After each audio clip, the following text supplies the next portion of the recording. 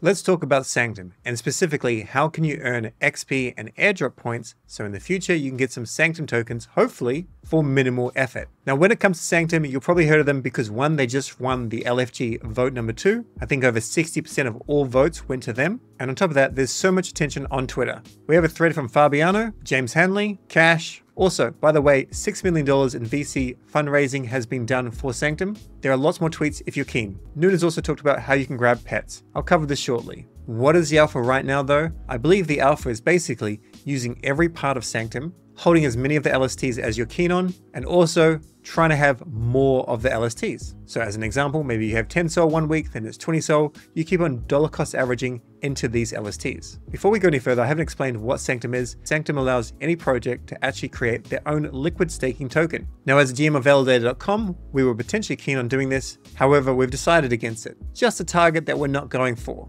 Ultimately, at the end of the day, this is a really cool thing, but of course it adds more risks. Just simple risks such as a learning curve and a small amount of extra smart contract risk. However, not financial advice, but I am doing this with a small amount of my Solana. Most of my Solana is just staked with Validator.com. So having a look here at the liquid staking tokens, you can see that INF is the actual token of Sanctum. This is the official INF. Then we've got BonkSOL, and we have some other ones such as JitoSOL and BSOL. These are not actually launched by Sanctum, but they're still liquid staking tokens. For this tutorial, I'm interested in INF, BonkSOL, and if we come up the top and search here, JitoSOL. JitoSOL at the moment is earning a very decent APY because all of the rewards from the validator go straight into this. That's all well and good for JitoSOL, but the average validator can't do that. They have to make profits, they have to run things well, they have to educate people, help people, etc. So what is the alpha? What is the actionable? Let's dive in. Trade. We're going to go to trade. We're going to take some of our SOL and we're going to go and grab, let's say, some Jupe stake SOL. Small amount. I'm going to go with 0.5. Buy Jupe SOL and confirm. Then I'm also going to grab some BonkSOL. We could be rewarded with Bonk potentially by having BonkSOL. Who knows? I'm going to go grab 0.6, buy BonkSOL and confirm. Let these transactions go through. Of course, due to congestion on Solana, they may not go through, in which case just repeat them. If none of the transactions are going through, let's go up to the settings and just change the settings of the global priority fees, at least to maybe Turbo or maybe Ultra. I think Turbo should be fine. And regarding the RPC endpoint, we cannot change that when we're on mainnet. Let's try this transaction again, retry, and confirm. Hopefully that transaction goes through. Let's go to Infinity. This is the next step. Now what we want to do is we want to go and deposit some of these LSTs into INF. So let's go with JitoSOL. I'm going to take one of my JitoSOLs, deposit into the Infinity pool, and then we'll confirm. You can see this is essentially the same amount of value. There's a difference of 1 cent. The reason why this is less is because JitoSOL is brand new and INF has actually been around for quite some time. It was just initially a different project because Sanctum's been building since 2021. In other words, this token's going to be less than 1 because it's been accruing value for about 2 years. Don't worry about this. All you need to know is INF's value will increase relative to SOL at a rate of maybe around 8 or more % per year. We can go and add all of our BonkSOL or maybe just a small amount. That's all of it. Maybe just a little bit. I do think there's value in holding BonkSOL itself, as well as with JitoSOL as well. We'll confirm. Now we have our INF and we're accumulating some INF. The other thing is if we have any stake accounts, we can go and convert them to an LST.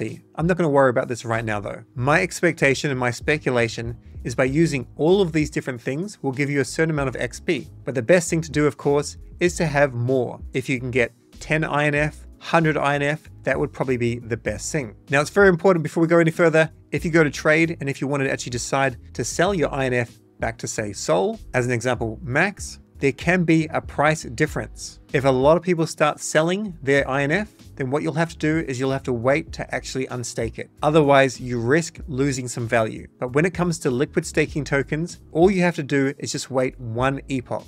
So normally about 2.5 days max. We could go and do the swap if we wanted to. As an example, we're just going to do 1 INF, buy SOL, and confirm. Right now, because it's been requested quite a bit, this is basically about airdrop farming their XP points. Having said that, I do like the product a lot. Also, if we go to the Infinity section, we can just click on withdrawal, max, and we can withdraw from the Infinity pool. We can see all the SOL liquidity available, and I know it can get confusing, but if this SOL liquidity is not available, there will be more liquidity in the next epoch. Other things you can do to get more points is potentially go into the DLMM pool, as an example, INF and USDC. I think this pool is a little bit more challenging though, because you'll have to change your range all the time. So instead, just go back to DLMM, type in INF here, and just go in with INF and SOL. This pool has the most amount of liquidity, and because of that, it has the most amount of fees. So we'll enter this one here. We're going to go add a position because this way we're going to get some MET points. We're also potentially going to get some Sanctum points. So I'm just going to skip adding SOL. I'm just going to add 2.5 INF into the curve, add liquidity, and confirm. We of course still have to monitor this.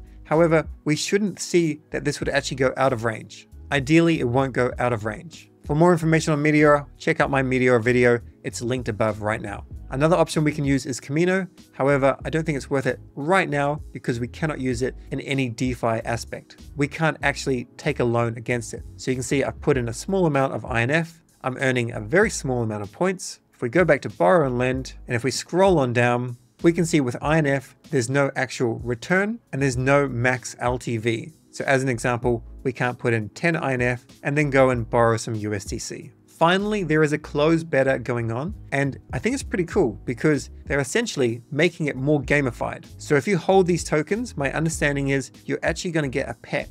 Now this pet is not an NFT, but it evolves. And maybe by evolving, maybe that will get you more Sanctum as an actual airdrop in the future. We really have no idea, but we can see from the screenshot that there is experience points right here, and maybe that equates to something. They have really fun graphics. And as much as I want you to stake your SOL with validator.com, and I think you should, if you want to put some money into LSTs, maybe go with BonkSOL, JitoSOL, and INF. Now, of course, nothing is financial advice, but that's your TLDR when it comes to Sanctum. Let me know your thoughts, make sure you're subscribed, and I'll catch you in the next video.